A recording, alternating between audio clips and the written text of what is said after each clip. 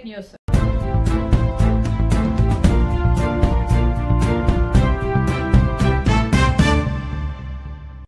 Narsingi police station లిమిట్స్లో పుప్పాలగూడ గ్రామ పంచాయతీ లిమిట్స్లో ఇది ఒక వాడి వదిలేసి వెళ్ళిన స్టోన్ క్రషర్స్. ఈ ఏరియాలో పైన గుట్ట మీదకి పిల్లలు కొంతమంది సన్ రైజ్ చూద్దామని వచ్చి కింద బాడీ ఉన్నప్పుడు చూసి పోలీస్ స్టేషన్కి ఫోన్ చేయటం, మన పోలీస్ ఇక్కడ రావడం జరిగింది.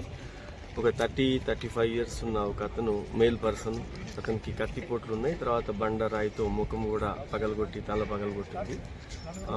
ఆ బాడీకి చూసి దాన్ని మనం ఇన్వెస్టిగేషన్ స్టార్ట్ చేసిన తర్వాత 60 మీటర్స్ దూరంలోనే ఇంకో పక్కన ఒక ఉమెన్ బాడీ కూడా ఉంది.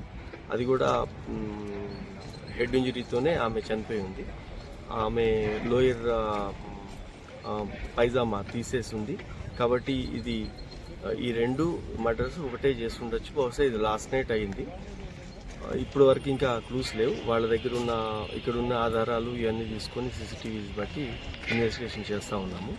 ముందుగా ఈ మృతులు ఐడెంటిఫై అయితే తర్వాత ఈ నేరస్తులు ఎవరు చేసి ఉండొచ్చు అనేది, రీజన్ ఏదైతే ఏమి ఉండొచ్చు అనేది ఇప్పుడు తెలుస్తుంది. ఆ పనిలో ఉన్నాము.